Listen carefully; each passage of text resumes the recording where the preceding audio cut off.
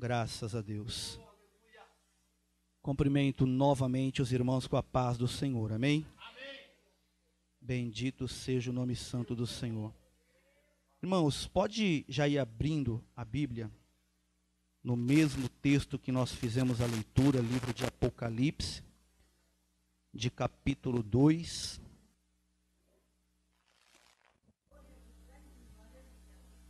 Não vamos efetuar toda a leitura, porém no decorrer da mensagem nós estaremos enfatizando. Diz assim o primeiro versículo, capítulo 2 e verso 12. E ao anjo da igreja que está em Pérgamo, escreve: isto diz aquele que tem a espada aguda de 2 fios. Algumas versões falam 2 gumes. A igreja pode se assentar em nome de Jesus. Glória a Jesus. Eu quero acompanhar o exemplo, dos meus amados irmãos e pastores que traçaram assim um perfil da igreja em questão, a qual eles ministraram no dia de segunda e de terça, para que nós possamos contextualizar um pouco melhor e compreender aquilo que será falado. Amém, irmãos? Nós estamos falando hoje sobre uma igreja que está caracterizando uma terceira fase da igreja. Nós ouvimos falar de Éfeso, sobre perseguição. Também ouvimos falar sobre a igreja de Esmirna, sobre sofrimento. E eu gostaria de dizer para você, irmãos, que quando o adversário da nossa alma, ele não consegue lograr êxito sobre a tua vida, quando ele não consegue te arrebatar, te vencer, seja pelo sofrimento, o que já é muito difícil, seja por perseguições, você pode ter certeza que não falta a ele recursos para que ele continue investindo duramente contra a sua vida. A Bíblia Sagrada nos orienta dizendo que ele veio para matar, para roubar e para destruir. Ele vai tentar por um caminho e se não der certo, você pode ficar atento, porque ele vai tentar de outras muitas formas, porque a proposta pela qual ele existe é matar, roubar e destruir. E ele vai tentar fazer isso de uma forma que ele vai cumprir a sua objetividade e a sua finalidade. Mas quando nós se posicionamos em Deus, ouvimos a palavra e deixamos de ser apenas ouvintes e passamos a ser praticantes da palavra do Senhor, nós vamos então rompendo com barreiras, rompendo com elementos que o inimigo se utiliza, quando ele intenta contra as nossas vidas. E nós vamos vencendo etapas, dia após dia. E isso é através da obediência à palavra de Deus. Irmãos, Pérgamo é uma cidade muito conhecida. Segundo Plínio, ela era a igreja mais famosa da Ásia, a igreja mais conhecida da Ásia. E essa igreja, ela não era conhecida tanto sem uma razão óbvia, sem uma razão lógica. Existem alguns pontos que nós vamos comentar aqui que vai deixar muito bem claro o porquê que ela era muito famosa e muito conhecida. Quero dizer para você que essa carta que foi direcionada a essa igreja é um brado da pessoa de Jesus Cristo para a igreja de hoje. É um alerta para a igreja atual, é um alerta para a igreja dos nossos dias. Ela está endereçada a você, está endereçada a mim, está endereçada a cada um de nós. O ponto central, irmão, dessa carta é alertar a igreja do risco eminente, do perigo, da mistura do povo de Deus com o engano doutrinário e a imoralidade do mundo. Olhando por esse prisma, nós podemos começar a pensar o que se passava no interior da cidade de Pérgamo. Qual era o contexto em que a igreja de Pérgamo estava situada? Qual era a esfera? Qual era a dimensão? Qual era o ambiente que ela situava-se cotidianamente? Ela enfrentava algumas situações, algumas circunstâncias que tinha como propósito seduzir a igreja para afastá-la da comunhão e da intimidade com Deus. Um ponto que eu quero citar aqui a respeito da cidade de Pérgamo, irmãos, é que ela começou a se destacar depois da morte de Alexandre o Grande, isso em meados de 333 a.C., e ela foi a capital da Ásia por quase 400 anos. Posteriormente, ela foi capital também do reino Seleucida, isso até 133 a.C. Um certo rei da cidade de Seleucida, chamado Átalo III, o último de Pérgamo, ele passou o reino a Roma em seu testamento, e Pérgamo também veio a ser a capital da província romana na Ásia. Então, quando você olha para a cidade de Pérgamo, ela era uma cidade top. Ela era a cidade que se tornava a capital de outros estados, outras províncias. As pessoas assumiam, e devido à sua grandeza, devido à sua geografia, devido à sua estrutura, logo colocavam ela como capital, como um ponto referencial daquelas províncias. Lá também tinha um centro cultural que sobrepujava tanto a cidade de Éfeso quanto a cidade de Esmirna.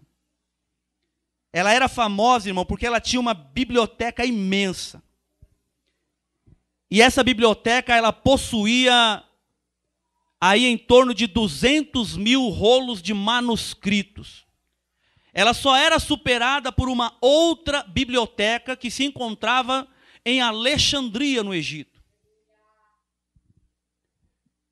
E essa cidade de Pérgamo, ela estava localizada geograficamente num lugar muito alto, a mais ou menos 1.000 pés acima do nível do vale. E um dos pontos assim que chama a atenção é que Pérgamo tem dois sentidos o nome. A palavra Pérgamo tem dois sentidos. Um sentido é exaltação ou elevação. E o outro sentido é casamento. Descreve mais ou menos como estava o estado espiritual da igreja na cidade de Pérgamo. Que ela estava casada com o mundo. Ela estava ligada com o mundo. Ela estava vinculada com o mundo. Exatamente por esse motivo que Jesus Cristo envia a carta e ele então começa agora a instruí-la e a repreendê-la. Porque ela estava ligada, vinculada com alguns conceitos do mundanismo, ali na cidade de Pérgamo. Mas quando eu olho para esse sentido do nome exaltação ou elevação, eu já logo consigo ver uma característica na vida desse rei chamado Eumenes. O rei Eumenes, ele era o rei de Pérgamo nesse período. Irmãos, esse rei, ele alimentava um desejo de fazer com que a biblioteca de Pérgamo viesse a ser ainda maior do que a de Alexandria. Ele tinha esse desejo, essa vontade, e para que ele pudesse realizar essa vontade, esse desejo, esse anseio, já não bastava as pessoas em volta olhar para a cidade de Pérgamo e ver que ela era uma cidade grandiosa, uma cidade muito bem estruturada, muito bem localizada. Ele ainda parece que estava invejando a outra biblioteca. E ele colocou no seu coração: eu vou fazer da biblioteca da minha cidade a maior do mundo. Nem que para isso eu tenha que pagar o maior preço que for necessário, custe o que custar, mas eu vou conseguir fazer isso. Então ele faz uma proposta sedutora para um homem chamado Aristófanes de Bizâncio, que era o bibliotecário de Alexandria. Então ele transporta esse homem agora para que esse homem venha tomar conta, administrar a sua biblioteca. Mas com essa atitude, irmãos, o rei do Egito, Ptolomeu, ele ficou muito irado com o comportamento desse rei de Pérgamo. Então ele embarga o envio, a importação daquele material que era o papel da época, chamado papiro.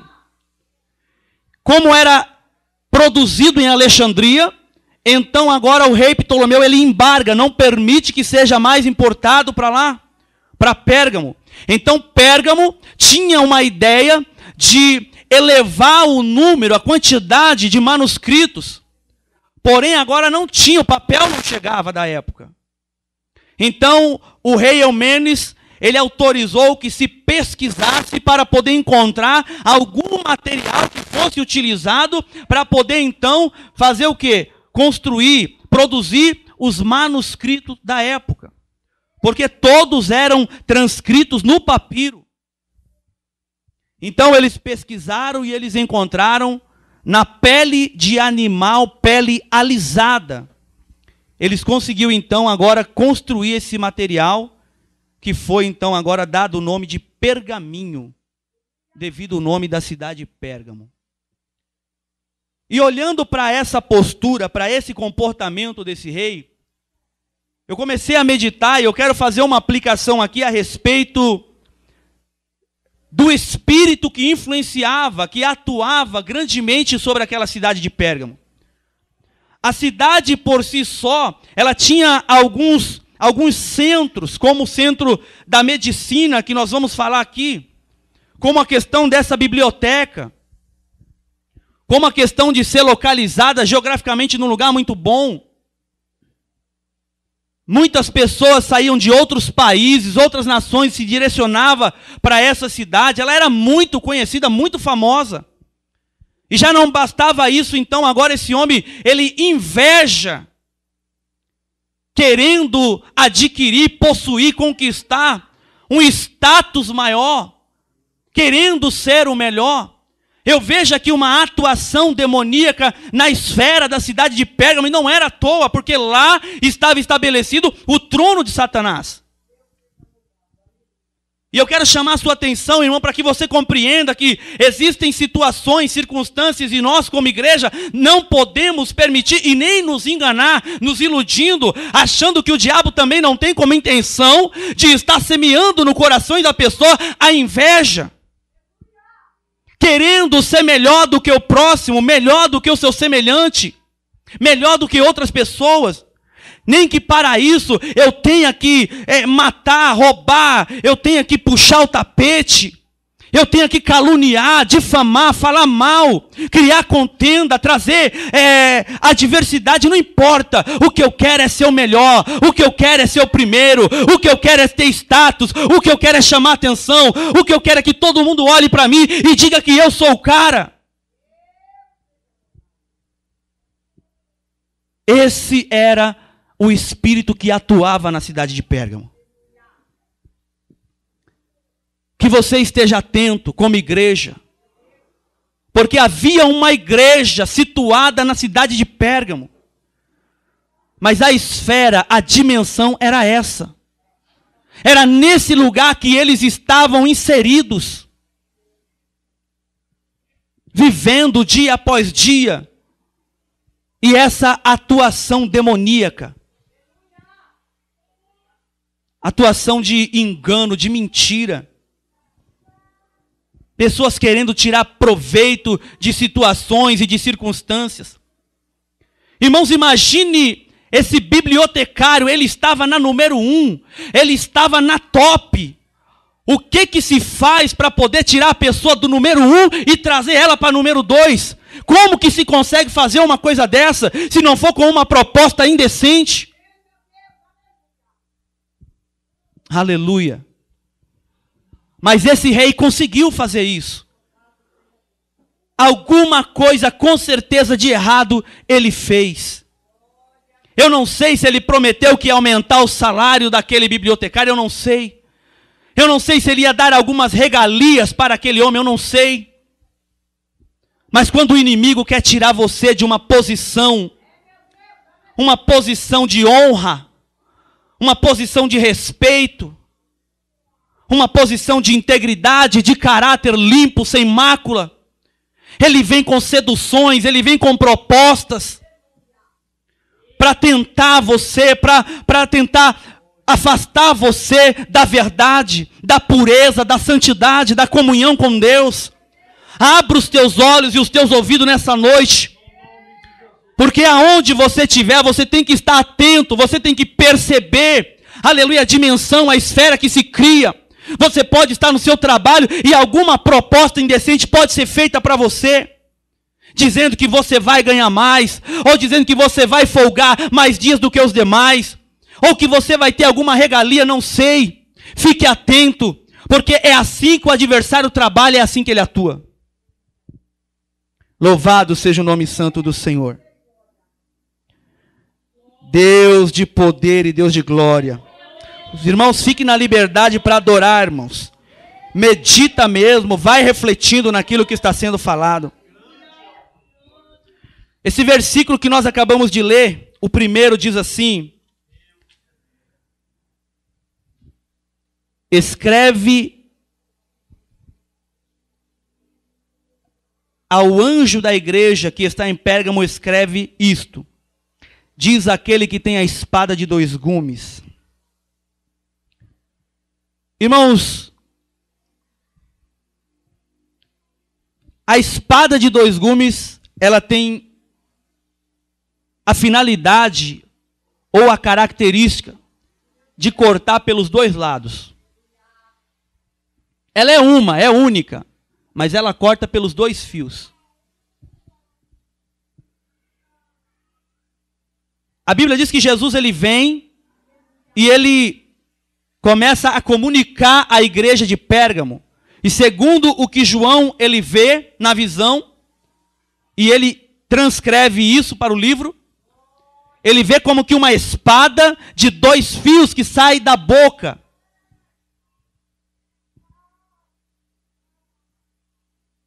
Com certeza que é da pessoa de Cristo glorificado. Eu quero dizer para você que essa espada, ela descreve a palavra de Deus. Essa espada é a palavra de Deus que ela salva, mas ela também pode condenar. A mesma palavra que tem sido anunciada, que tem sido pregada, falada, divulgada, tem sido comunicada por diversos veículos de comunicação. ela é a mesma palavra que no dia do memorial, no dia do juízo, no dia do acerto de conta, é essa palavra que vai trazer a sua lembrança, vai trazer a sua memória de tudo aquilo que você praticou em vida. Então que você possa compreender que está na casa do Senhor, está em contato com a palavra, viver essa carreira de fé, isso é muito sério. Não é apenas ser um ouvinte e aprender histórias gloriosas e deslumbrantes, não. Mas essa mesma palavra, que ela vem ao seu encontro para te curar, para te libertar, para te edificar, para te restaurar, é a mesma palavra que naquele dia ela vai se colocar diante de você e ela vai te revelar, ela vai te desnudar, ela vai mostrar para você, aleluia, o que ela foi na sua vida e o que ela pode fazer e ser na sua vida. Essa é a espada de dois gumes, irmãos. Nós precisamos, levar isso a sério, porque realmente é muito perigoso. Às vezes nós nos deslumbramos com as mensagens que são tremendas, que são maravilhosas, aos nossos ouvidos, muitas delas até para nos agradar, para, massagear o nosso ego. Mas será que eu estou parando para pensar que naquele dia ela estará lá diante de mim? E que ela vai contra todos os meus comportamentos inadequados, incoerentes, indecentes, imorais, ilícitos. Será que eu estou ciente disso? Que ela vai combater, ela vai condenar. E ainda vai trazer à minha memória, eu te avisei, eu te alertei. Eu te mostrei, eu te revelei. Louvado seja o nome santo do Senhor. A espada da sua boca é a única arma que ele tem para destruir os inimigos. Ele não precisa mais do que isso. A mensagem da verdade se tornará, a mensagem da verdade, que é essa que nós estamos ouvindo, se tornará a mensagem do julgamento. Por isso que ela é uma espada de dois gumes. Louvado seja o santo nome do Senhor. Eu sei as tuas obras e onde habitas, que é onde está o trono de Satanás.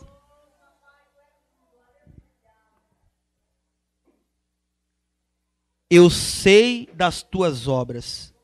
Irmãos, foi falado 2 noites seguidas que o Senhor Deus, ele faz um diagnóstico, ele faz um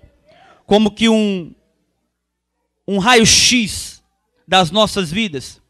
E ele nos conhece. E ele sabe cada lugar que cada indivíduo que faz parte, que é participante do corpo de Cristo, habita. Aonde cada um pisa a planta do seu pé. Lugares aonde nós visitamos. O que nós fazemos em oculto dentro de 4 paredes, o que nós pensamos e intentamos no nosso coração, tudo isso está nu e patente diante do nosso Deus. Ele sabe aonde nós habitamos. Figuradamente falando, a terra é como uma grande Pérgamo. Figuradamente.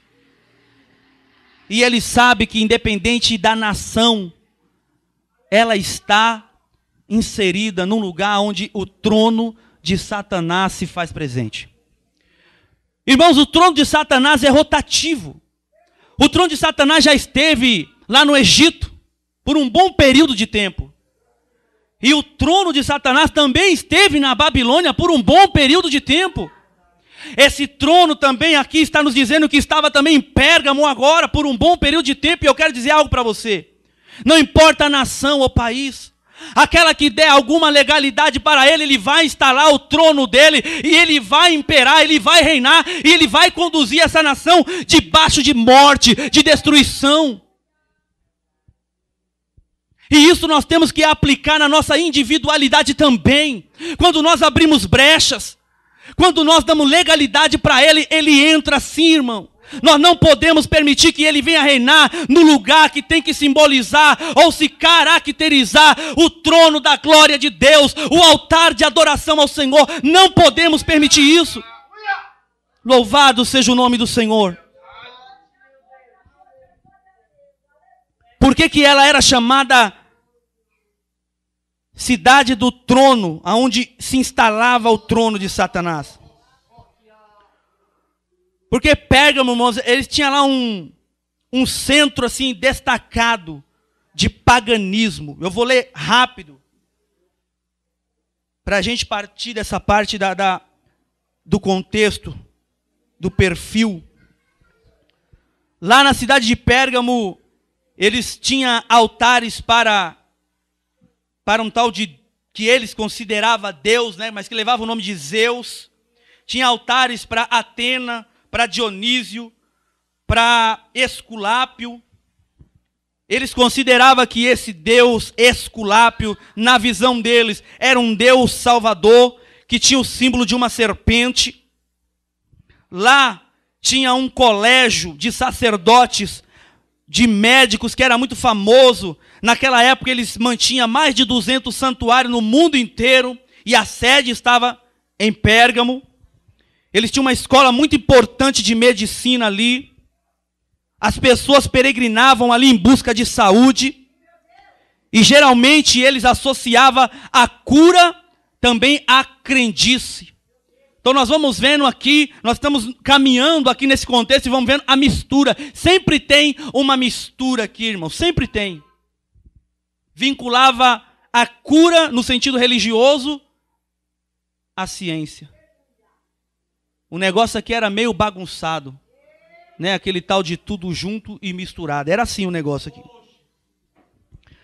Lá também tinha um centro asiático do culto ao imperador. Lá eles faziam culto até para um homem vivo. Não precisava estar morto, não precisava levantar uma estatueta enorme dele, gigantesca. Diz a história que esse homem, ele encarnava o espírito de uma deusa chamada Roma. E por isso ele foi divinizado. Então começou a se levantar os templos. Olha, não foi um não, irmão, foi os templos a este imperador, em honra a este homem. Uma vez por ano, os súditos deveriam ir até o templo de César, queimar incenso dizendo: César é o Senhor. Bastava isso. Depois que eles diziam César é o Senhor, eles podiam fazer o que eles bem quisessem com relação à religiosidade e à vida espiritual. Eles não precisavam ficar aprisionados a isso. Mas todo ano tinha uma data, eles iam lá, compareciam no templo e eles tinham que dizer isso. Que César era o Senhor. Louvado seja o nome santo do Senhor, irmãos. Naquela cidade estava o trono de Satanás, irmãos, e ele não apenas habitava na cidade, mas ele estava lá com o seu trono. Ele não estava num edifício, como hoje sugerem os defensores do movimento de batalha espiritual. Não está num edifício. Ele estava mesmo na cidade. Ele estava em cada canto da cidade. Em cada povoado, em cada conceito, em cada filosofia, em cada linha de pensamento tinha uma influência de Satanás.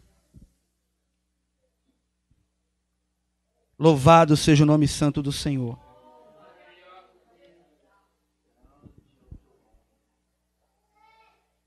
Eu vou ter que pular aqui, irmão, porque o horário está bem adiantado, amém? Eu vou escolher alguns pontos bem importantes e fundamentais aqui.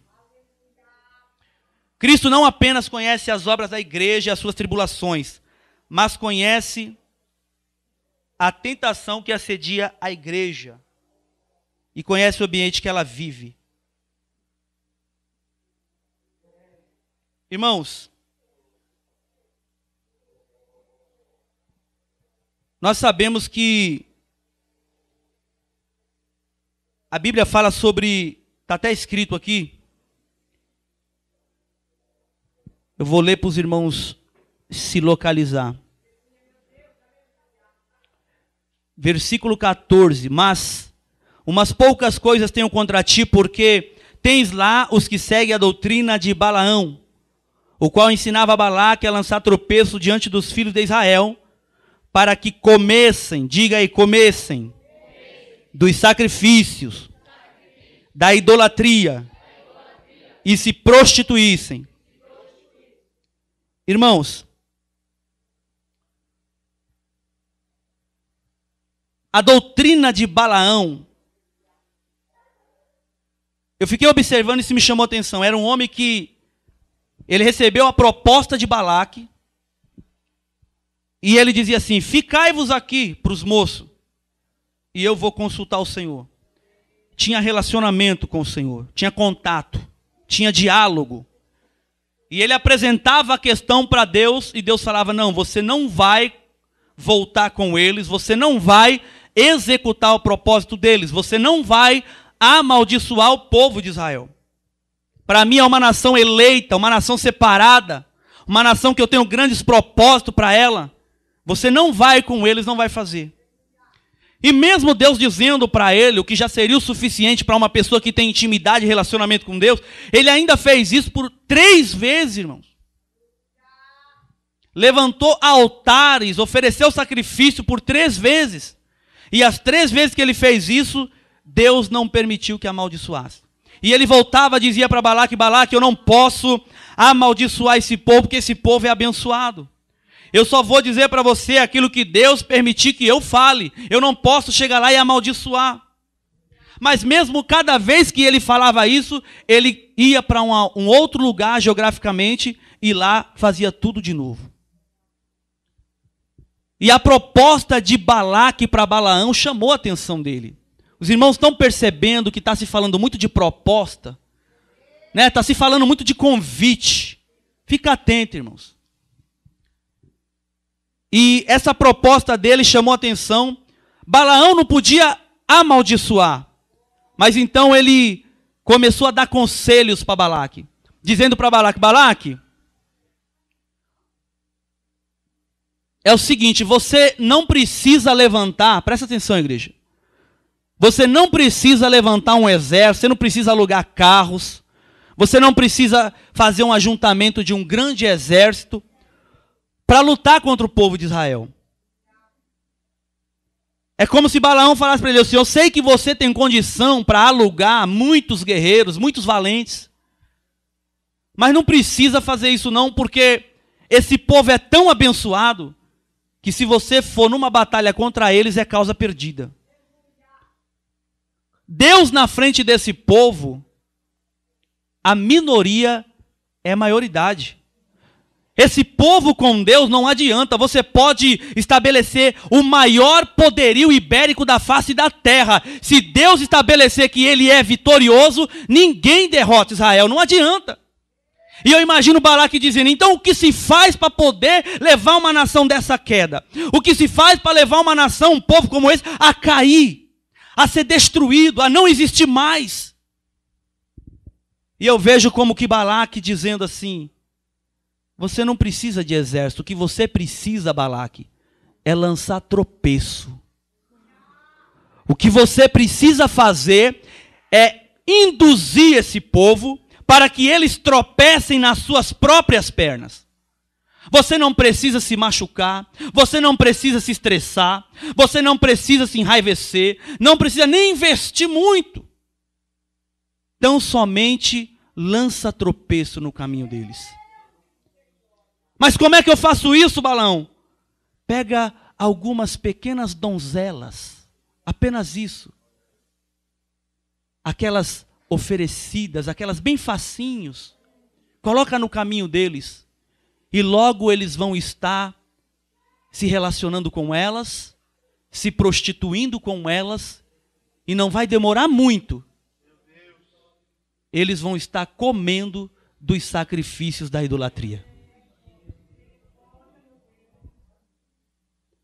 Veja que a destruição, irmão, começa por coisas bem banais, ínfimas, coisas pequenas, aquilo que nós não valorizamos, aquilo que nós pensamos que nós tiramos de letra, que nós temos autossuficiência, né, para poder vencer. Não, eu sou forte, isso aí não me derruba não. Não, eu vou lá, eu vou aconselhar, eu vou falar. A Bíblia Sagrada mesmo fala que o homem de Deus, quando ele vai dar um conselho, ele tem que tomar cuidado para que ele mesmo não seja tentado e não incorra de cair nesse erro. Então aquilo que nós achamos que é muito pequeno, sabe, que não vai acontecer nada, as pequenas raposinhas, não é verdade? Nós temos que abrir, irmãos, o olho espiritual, sabe? Temos que pedir para Deus vir curar assim, a luz do entendimento, para a gente poder enxergar, ter discernimento das coisas. Porque o inimigo, irmãos, ele não vai vir fazendo estardalhaço, fazendo barulho, não. Ele vai vir mesmo com sapatinho de algodão. Ele vai vir pisando em ovos. Sabe, as pessoas precisam aprender, irmãos, a esquecer aquela ideia de que o adversário vem com chifre. Sabe, de que o tridente do garfo dele é tão pesado que ele não aguenta o peso, vem arrastando no chão, fazendo barulho e saindo faísca. Tem que parar com isso, irmãos. A Bíblia Sagrada diz que ele é inteligente. A Bíblia Sagrada fala que o apóstolo Paulo chama ele de príncipe da maldade, né? Não tem como olhar para o inimigo, para o adversário, pensando que ele não tem suas metodologias, seus recursos, seus mecanismos para poder entrar numa causa e destruir, gerar o mal completo, trazer o caos na vida da igreja ou da pessoa. Existem aí principados e potestades que estão autorizadas pelo seu líder maior, que é Lúcifer, a tomar conta de nações, irmãos. Nações. E muitas das vezes nós brincamos, achamos que ele é um cachorro, né? Machucadinho lá, que anda arrastando as perninhas. A gente precisa ter dó dele, né? Cuidar das feridinhas dele. Não é não. Aquele que late não morde, né, Fernando? Mas o texto fala claramente que a ideia, o propósito, a proposta era fazer com que o povo de Israel comessem dos sacrifícios da idolatria. Irmão, comer é pecado? O próprio Deus, na criação do boneco inanimado, já foi feito ali junto no pacote o quê? O aparelho digestivo, irmão. Comer não é pecado, pecado é o que comer? O que se come, não é verdade?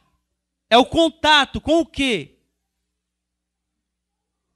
E eu comecei a meditar e eu fiquei bastante assim, preocupado, porque o texto fala muito de templos, de deuses, de idolatria, e eu fiquei imaginando comigo, eu falei, não, peraí, a ideia de idolatria, falar na igreja às vezes é um pouco complicado, porque a igreja vai pensar assim, não, eu não tenho ídolos na minha casa, eu não tenho imagem, eu não tenho altares, eu não me curvo, não me prostro, não venero diante de ninguém, só diante de Deus. Então, essa mensagem pode cortar, Anderson, pula para outra, porque não vai encaixar com o contexto da minha vida, eu nem preciso ouvir isso.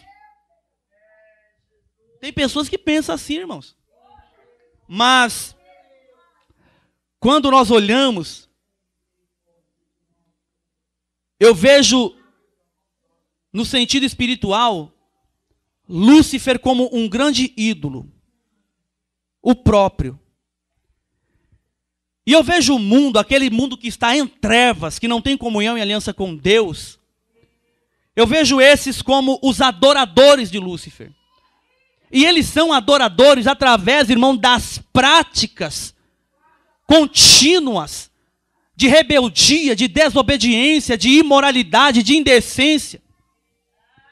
Através dessas práticas contínuas, eu vejo eles se curvando, se prostrando e se adorando diante desse Deus, ou desse ídolo. E eu comecei a meditar que a ideia de Balaque ali, era induzir primeiro esse povo de uma forma que eles viessem agora participar da idolatria. Primeiro, deixa eles se prostituir, o que já é errado, vai acender a ira de Deus. O juízo de Deus vai vir contra eles e eles vão ficar fracos, porque quando eles estão em pecado, se enfraquece, perde as forças, perde a graça, perde o brilho, perde a luz, perde a comunhão, perde a proteção, perde a provisão. Então deixa se prostituir, é o primeiro passo. O simples fato de estar lá, satisfazendo um momento da carne, perde tudo isso, irmão, perde toda a graça de Deus sobre a vida. Mas a intenção deles era muito maior. Era de levar eles para a idolatria, irmão, para afastar eles de Deus. Então eu comecei a meditar. E eu fui tirando algumas conclusões. Que o inimigo começa então agora, esse ídolo, que é o referencial de todos esses que estão em trevas, que o adora. Ele começa a criar os seus próprios alimentos, que ficam diante dos seus pés, porque lá na antiguidade, irmãos, eu não sei hoje, porque eu não acompanho muito isso, talvez exista, mas no passado a cultura e a prática era, o idólatra, ele chegava diante do ídolo, e lá tinha manjares, tinha oferendas, e se ele quisesse, e fazia parte da crença, ele acreditava, ele valorizava aquilo, ele dava crédito naquilo, ele podia pegar e comer dos sacrifícios dos ídolos, era uma prática comum para eles isso. Então eu comecei a tirar conclusões que o próprio adversário, o príncipe das trevas, ele cria suas próprias comidas, coloca diante de si, e todos aqueles que o adoram, se alimentam desse alimento dele, que é a mentira, a maldade, a violência, a imoralidade, em todos os critérios, todo tipo de mal, de perversidade, irmão, de abominação, aquilo que Deus condena, tudo isso é um alimento que Ele mesmo serve para os seus súditos.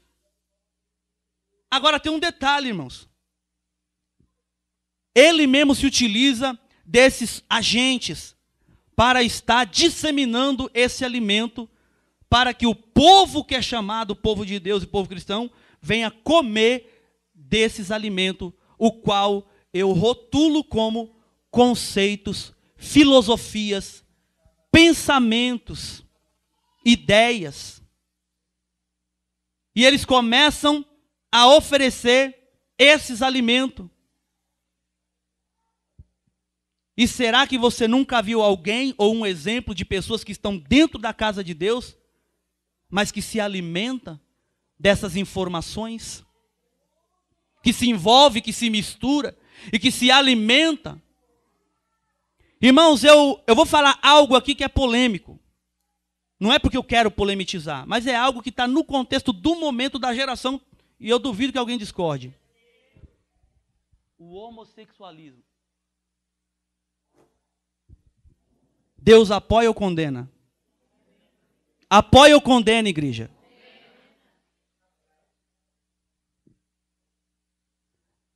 Agora, o que os veículos de comunicações estão fazendo em massa com esse assunto? Se não fazer igual, irmã, ainda, no mínimo, aceitar. No mínimo, respeitar. Não é verdade? Só que recentemente eu ouvi duas pessoas. Uma falando que aquele tal de Félix, todo mundo conhece, eu acredito, de uma novela muito, popular aí, é muito engraçado. Quer dizer que aquilo que é condenável diante do Rei dos Reis, Senhor dos Senhores, para cristão é engraçado. É divertido. Está ou não está se alimentando desse alimento que é consagrado a ídolos? E cheguei a ouvir também de outro que foi até para o cinema assistir o tal do Clô. Mas eu ri demais com o Clô. Ri muito com o Clô. Será que no inferno tem teatro para rir também? Porque Sabe, irmãos, é muito grotesco isso, irmão. Deus deixa claro que condena. E as pessoas, muitas das vezes, para de fazer uma comida, para de cuidar de uma criança, para de dar um banho, ou então faz tudo antes daquele horário para sentar ali na frente e acompanhar. E eu vi uma outra pessoa que também conhece a palavra de Deus dizer que esse ator, né, que faz o Félix, o personagem, ele sobressaiu muito mais do que aquele Antônio Fagundes e aquela outra mulher que era esposa dele, que ele se separou, esqueci o nome, Pilar. E a pessoa, não, você viu, como se fosse algo impressionante, algo novo, a invenção da roda, criar a roda hoje, né? Você viu, né? Pilar é conhecido, olha, Antônio Fagundes, não, mas aí falou o nome do ator, não falou o Félix, mas o ator fulano de tal sobressaiu, arrebentou. Como que esse homem chegou nesse status tão grande? Através de um personagem que Deus condena. É brincadeira, irmãos? E tem pessoas desse jeito. E depois quer falar que não é idólatra, irmão. Não, eu não me curvo. Irmãos, para caracterizar a idolatria não é apenas reverenciar se prostrando, dobrando o corpo na presença. Mas é quando você se alimenta, é quando você pratica esses conceitos, esses ensinamentos falsos. Isso também é ser idólatra. E você fica patrocinando isso, irmão. A ideia daquele que constrói lá a novela, que cria lá todo aquele negócio lá, que faz aquela produção, ele precisa de ibope. Ele precisa de dinheiro, então ele apela mesmo profundamente para chamar a atenção da população, da sociedade. E infelizmente hoje eles estão tratando de alguns temas muito polêmicos. Mas às vezes é polêmico para o mundo. Nós deveríamos já ter uma opinião formada e definida. Oh Deus, me dá graça. Hoje está tão gostoso que eu nem mexi na água, irmãos. Nem toquei. Gostoso, é legal. Deixa eu ver, irmãos. Vou ter que pular muita coisa aqui, vou partir para uma outra aqui. Meu Deus do céu. Eu não tenho muito tempo, irmãos.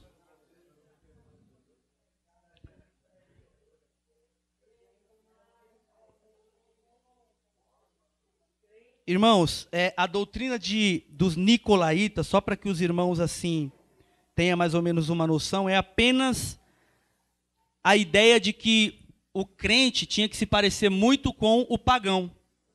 Ele não precisava querer ser diferente do mundo. Os irmãos estão entendendo? Jesus Cristo fala que nós somos a luz do mundo e o sal da terra.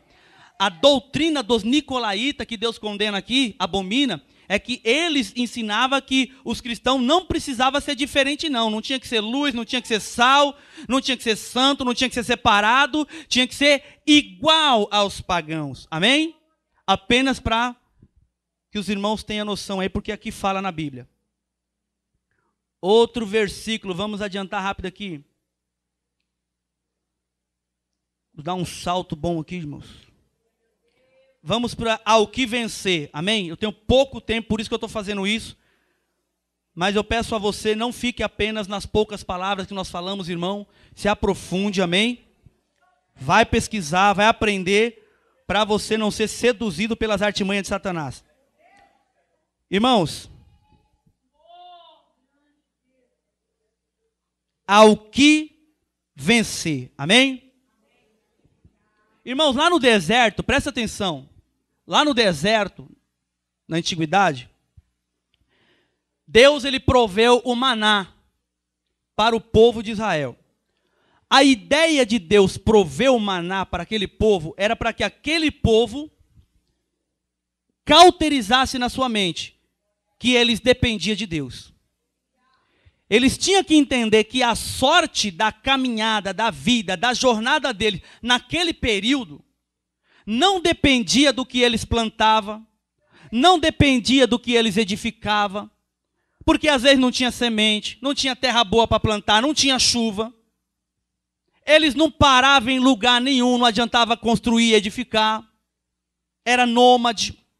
Estava um período num lugar, um período em outro. Então, quando Deus proveu o maná, a ideia era colocar na cabeça deles e eles aceitar isso com alegria, com gratidão, com satisfação. Eu dependo de Deus. Sem problema, irmãos, com isso. Mas Deus, ele dá uma orientação para Moisés, e Moisés transfere essa orientação para Arão, para que ele pegue um vaso e guarde um homer de maná. Um homer era equivalente a um efa, que seria os 10% de um efa. E ele manda guardar num vaso. E ali ficaria guardado para todas as gerações posteriores. E onde iria guardar esse vaso? Alguém da igreja sabe onde ficou guardado esse vaso? Dentro da arca, irmã Maria. Irmãos, presta atenção. Esse vaso agora está guardado dentro da arca. Nós estamos aqui num texto aonde a palavra do Senhor vem nos falar assim: ao que vencer, vamos ler como está escrito? Ao que vencer, darei eu a comer o maná escondido. Ao que vencer, darei eu a de comer o maná escondido, certo? Presta bem atenção para você não se atrapalhar no que eu vou falar e você vai entender do jeito que precisa ser entendido. Aquele maná que foi recolhido e está guardado dentro da arca, Moisés passa para Arão que serviria para gerações, o que significa que gerações posteriores iriam ainda nascer. Agora, o vasinho que guarda o maná está dentro da arca. Como que eu faço para poder passar para as outras gerações que aquilo que eu estou falando é verdadeiro, de fato, e existe, está ali? Será que se pegava o vasinho e ficava passando hoje na tenda do Rogério, Rogério, vamos ensinar seus filhos? Amanhã vinha na tenda do Fernando, Fernando, vamos ensinar a sua família. Era assim? Não. O vaso continuava dentro da arca. Mas as pessoas que tinham vivido experiências com Deus, que tinham relacionamento, intimidade com Deus, que tinham passado por situações ímpares na vida com Deus, elas acreditavam, sabiam que aquele ensinamento era verdadeiro. Elas davam credibilidade e precisavam, irmãos, porque para passar para a família, para passar para a geração, você precisa enfatizar isso. Você precisa falar de uma forma que convence. Imagine eu chegando para o meu filho Brian e dizendo para ele essa história. Brian, tem um vasinho dentro daquela arca. Você está vendo aquela arca que está passando ali? Tem um vaso, lá dentro tem uma comidinha que o papai do céu mandou no dia que não tinha nada. E Brian, ele ainda me dizia que eu não precisava nem ter o olho grande. Era só eu pegar um pouquinho, comia, que no outro dia tinha mais. E como é que eu faço para convencer? Eu tenho que realmente falar de uma forma que venha enfatizar o assunto. Eu tenho que mostrar para o meu filho que eu acredito naquilo. E eu tenho que transferir essa confiança e fazer com que ele confie e dê crédito naquilo, irmãos. Só que tem um detalhe, para mim conseguir passar isso, eu preciso o quê? Ter vivido algumas experiências para que eu possa provar para o meu filho que aquilo é verdadeiro. Se eu olhar tão somente para a arca, eu não consigo ver o vaso. Porque o vaso era todo feito de ouro, tinha uma tampa por cima e 2 querubins ainda em cima. Sabe o que eu quero dizer para você, irmão? Que relacionamento superficial com Cristo jamais conduzirá a igreja a comer do maná escondido. Relacionamento com Cristo tem que ser profundo. Sendo profundo, tendo intimidade com Ele, tendo comunhão com Ele, irmão, você irá comer do maná escondido. Tem pessoas que vivem um relacionamento artificial e não conseguem provar. E ainda pode até surgir o que é de direito, aquela pergunta que não quer calar. Irmão Anderson, mas o texto está dizendo que ao que vencer no sentido de futuro. Mas eu quero dizer algo para você, irmãos. Jesus Cristo, nele, contém, está inserido, está intrínseco nele, os tesouros da sabedoria, do reino de Deus, da ciência, da palavra. Esses tesouros todos estão inseridos nele. Está escondido nele. E ele já nos deu uma porção, através da palavra de Deus, para que nós possamos nos alimentar dela e forjar um caráter competente, capacitado, habilitado. Um caráter íntegro, regenerado, transformado, através da palavra de Deus. E muitas pessoas podem dizer, mas é uma promessa, Anderson, para a igreja de Pérgamo. Eu quero dizer algo para você, irmãos. O Senhor Jesus, ele já revelou tesouros escondidos para a nossa vida. É verdade que nós não vamos conseguir desfrutar desses tesouros na sua totalidade, porque Jesus Cristo é uma fonte inesgotável. Quando nós sairmos desse corpo e passarmos para um corpo glorioso, nós vamos então desfrutar do maná escondido que está com ele. Mas para poder desfrutar, irmão, presta atenção que lindo. Não é o bispo que vai te servir. Não é o reverendo que vai te servir. Não é aquele que está cheio de insígnia no peito, sabe, que ostenta uma posição. Não é ele que vai te servir, não, irmãos. O próprio Cristo está falando, eu darei para você do maná escondido. Sabe o que significa isso, irmão? Que ele vai te dar uma mensagem pura, sem contaminação, uma mensagem verdadeira, uma mensagem que você nunca ouviu na história da sua vida. Eu te darei. Ela não será contaminada. Ela não será uma mensagem distorcida. O próprio, sabe, a fonte, a origem. Ele vai dizer para você, vem aqui. Vem beber da fonte. Você vai sentir a diferença. Por isso que se chama maná escondido. Porque está nele. Agora hoje você pode sim, irmão, provar desse maná, se alimentar desse maná. Tendo um relacionamento íntimo. E ele se revelará para você de forma tremenda, de forma especial, de forma poderosa. Você vai viver experiências jamais imagináveis na sua vida.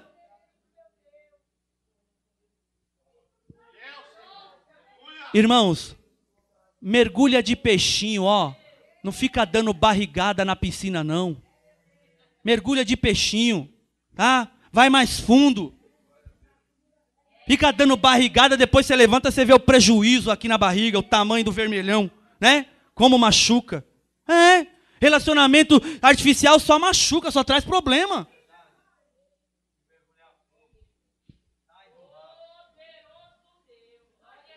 Tem uma luz aqui assim, fica meio difícil de ver. Vamos para o próximo aqui. Depois do maná, ele também diz que dará uma pedra branca. Irmãos, há muito tempos atrás, quando havia algum problema judiciário, presta atenção, o exemplo é simples, é básico, mas é edificativo. Quando havia alguns problemas de ordem judiciária, estava lá o réu, aí tinha lá as pessoas que é chamada de testemunha de acusação, de defesa, promotores, estava lá. Talvez não tinha esse título ainda, mas estava lá para resolver. E tinha lá também o jurado.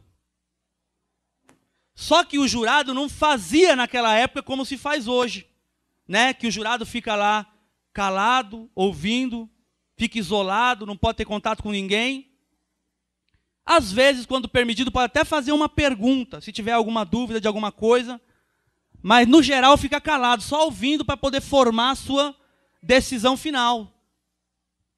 E quando se finda tudo, o processo lá, os jurados vão para um quartinho separado particular, cada um faz a sua votação, isso vai para a mão do juiz, e o juiz, então, ele vem e sacramenta logo aquela sentença.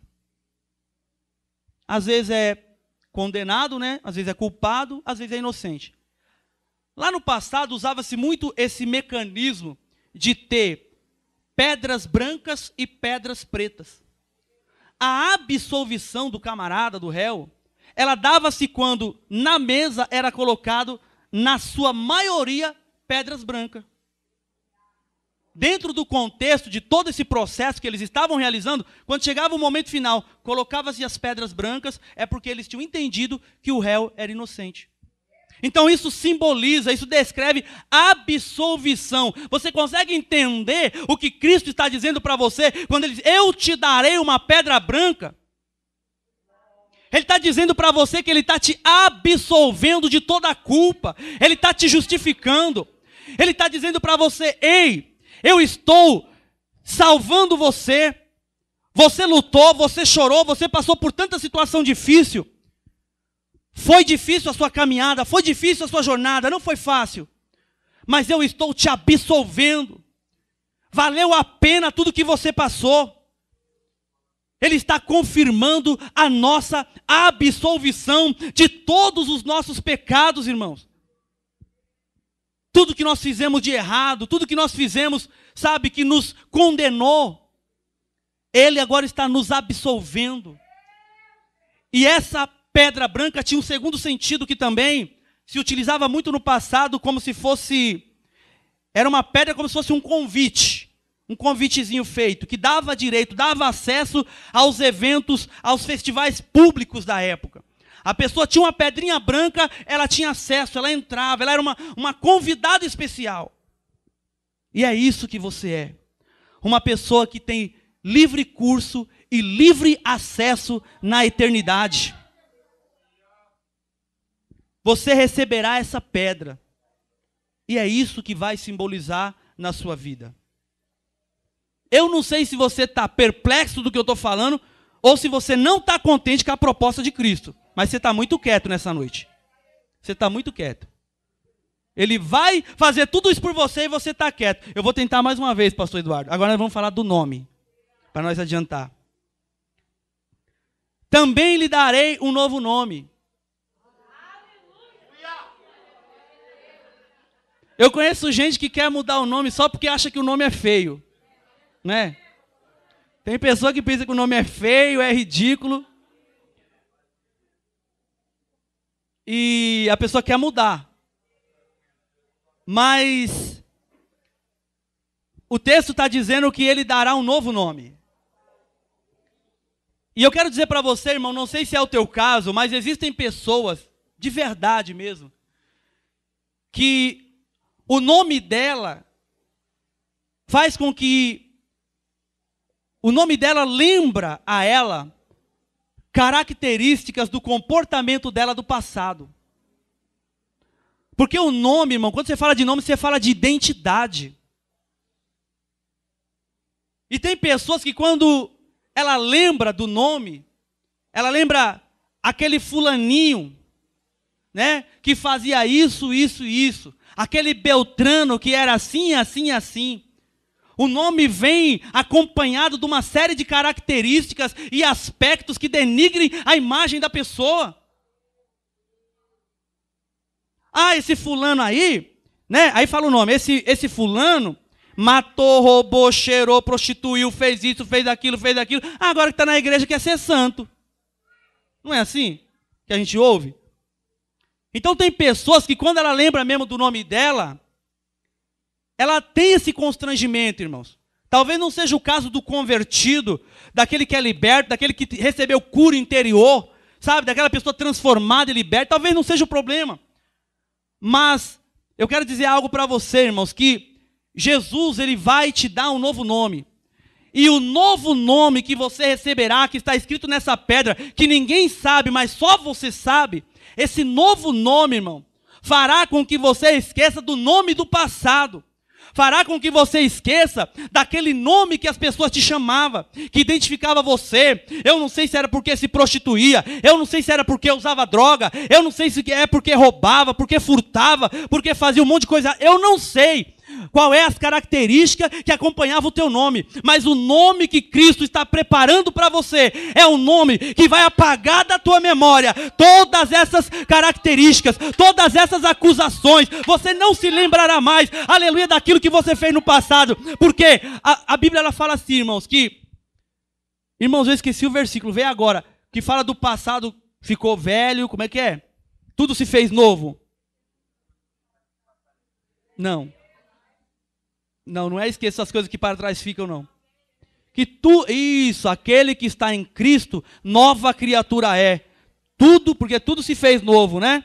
As coisas velhas se passaram e eis que tudo se fez novo. Olha que lindo. Bate palma para Jesus, irmão. Esse é o nome que está preparado para você. Você não vai entrar no céu com esse nome manchado, né? Com esse nome que marca a sua história de coisas que te entristeceram. É um novo nome, significa nova história, é um novo estado de vida, é na nova Jerusalém, é na nova Canaã celestial. Tudo se fez novo para mim e para você. Essa é a promessa de Deus, irmãos. Louvado seja o nome santo do Senhor. Irmãos, eu gostaria que os músicos viessem aqui. Vou tomar acho que um tempo de mais 5 minutos, irmão, permite? Nós vamos louvar aquele hino, Eu Nasci para Vencer, amém? Em nome de Jesus, irmão, você é vencedor. Agora eu vou beber a água.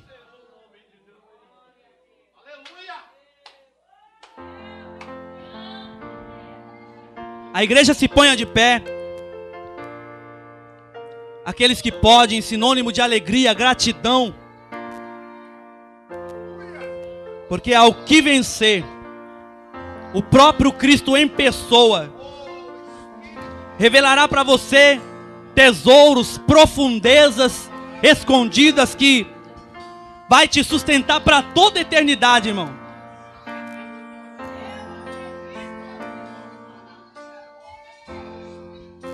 Não posso deixar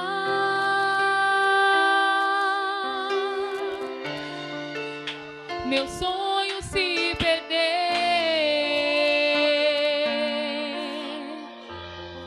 me esquecer das promessas, desistir sem lutar, deixar de ser um vencedor. Vou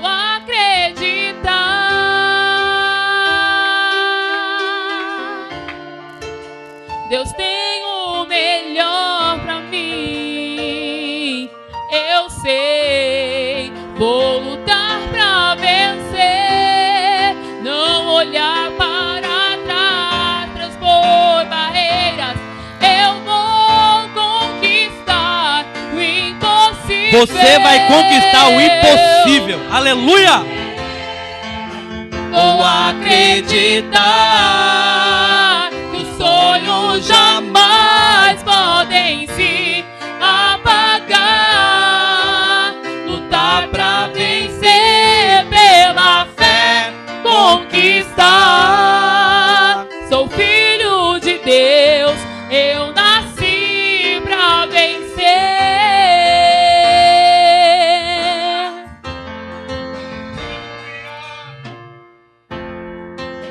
Não posso deixar, não, meu sonho se perder. Louvado seja me Deus. esquecer das promessas, Jamais. desistir sem lutar, Não desista de lutar. deixar de ser um vencedor. Não se esqueça da promessa. Mas eu vou. Não perca a oportunidade de ser um vencedor. Acredita piamente na promessa. Deus tem o Aleluia. melhor pra mim. Deus tem para você o melhor lugar, o melhor nome. Aleluia. Pra vencer, Glória a não Jesus. olhar para trás. Aleluia, meu Deus. Eu vou conquistar o impossível. Nasci pra vencer, vou acreditar. Meus sonhos jamais podem se apagar. Lutar pra vencer, pela fé conquistar. Sou filho de Deus, eu nasci pra vencer. Nasci pra vencer. Vou acreditar que os sonhos jamais podem se apagar. Lutar pra vencer, pela fé conquistar.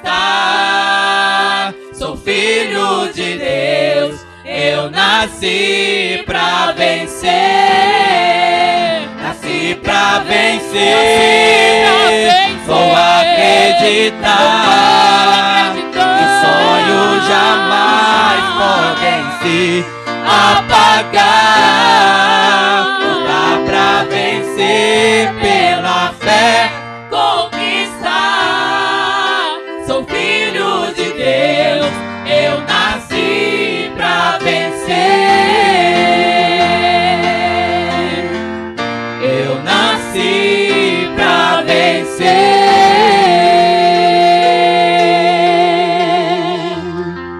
Bate palma para Jesus, amém? Pode sentar um minuto, amém? Pode sentar, em nome de Jesus. Irmãos, uma das características da igreja de Pérgamo é que ela era muito tolerante com os ensinamentos falsos. E por conta disso, Jesus ele veio alertar e repreender para que ela pudesse voltar para o caminho de Deus, o caminho do Evangelho. E nós temos que aplicar na nossa vida individual e ter esse sentimento. Não podemos compactuar com a mentira, não podemos tolerar o erro e o engano. Talvez o pecado não é o maior problema. O pecado em si tem cura. Existe cura da parte de Deus para os pecadores. A Bíblia diz que Ele condena o pecado, mas ama o pecador, e Ele trata de entrar com providência para ajudar o pecador. Mas o problema do pecado em si, irmão, é o pecado não confessado. Sabe? O pecado escondido. Aquele pecado que não foi curado. Esse é o problema. Então que nós venhamos fazer um raio-x, né, uma tomografia espiritual da nossa vida. E nós atentarmos para tudo que está nos distanciando de Deus. Não vamos ser mais tolerantes, certo? Com características, ou com conceitos, com filosofias várias, com ventos de doutrinas. Aquilo que Deus abomina tem que ser condenável pelo homem de Deus, pela mulher de Deus. Amém, irmãos? A Bíblia diz que Antipas foi tão fiel a isso. Foi tão fiel. Ele não tolerava, sabe, a contaminação que vinha de fora, tentando, sabe, de uma certa forma sucumbir com toda a igreja. E alguns já estavam embaraçados com aquilo. Que conforme ele ia se opondo àquela agressividade que vinha de fora, aqueles ataques que vinha de fora do maligno, ele foi morto. E a forma como ele foi morto, foi colocado dentro de um boi de ferro e lançado num caldeirão para assar. E ali aquele boi de ferro chegou a ficar vermelho, de tão quente. E aquele homem morreu. Mas ele jamais desistiu, ele jamais deixou de ser uma testemunha da verdade de Deus. Ele foi fiel a Deus. Seja você também um fiel no seu compromisso e no seu relacionamento com Deus, amém? Bate palma para Jesus, eu agradeço a oportunidade nessa noite.